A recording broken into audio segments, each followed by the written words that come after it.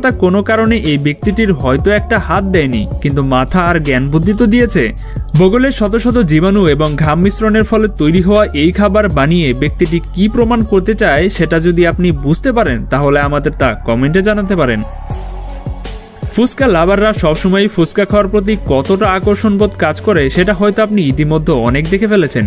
প্রতিটি গলিতে না জানি এমন কত বিক্রেতা রয়েছে যারা ফুচকার সাথে মেশানো টক পানি তৈরিতে হাতে কোনো প্রকার গ্লাভস ব্যবহার করে না। যখন তারা এই সকল মশলা তৈরি করে তখন তারা ঠিক এভাবে হাত দিয়ে তৈরি করে। এমন সিচুয়েশনে আপনি ফুচকার টক ঝাল মিষ্টির স্বাদ খাবার পাশাপাশি হাতে লেগে থাকা ময়লা, ঘাম এবং ব্যাকটেরিয়া সহকারে সবকিছু একসাথেই খেয়ে থাকেন। আরে ভাই, এখানেই শেষ নয়, আরও রয়েছে। এমন সিচুয়েশনে যখন নিজের হাত পরিষ্কার না করে ফুচকা মশলা তৈরি করা হয় সেখানে এই বিক্রেতা এক্সট্রিম লেভেলে চলে গেছে।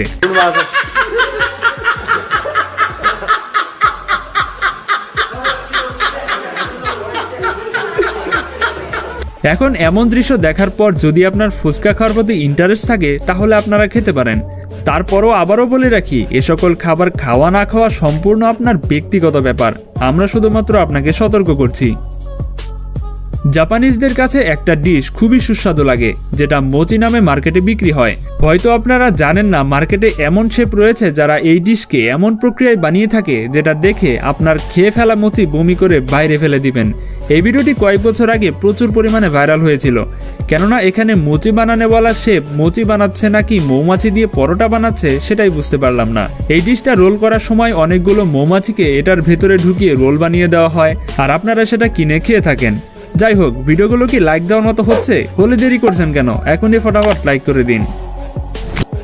যদি আপনাদের কেউ বলে আপনি অনেকগুলো আটা একসাথে মেশাবেন, তাহলে আপনি পা দিয়ে মেশানোর কথা তো কখনোই মাথায় আনবেন না। কিন্তু আপনি অবাক হয়ে যাবেন, এরা এভাবেই কাজ করে থাকে। যেমনটা আপনারা এখন ভিডিওতে দেখতে পাচ্ছেন। এই ভিডিওটি অনেক বছর আগে ইন্টারনেট কাঁপানো একটা ক্লিপ, যেটা প্রথম দেখে সকলেই বেহুশ হয়ে গিয়েছিল।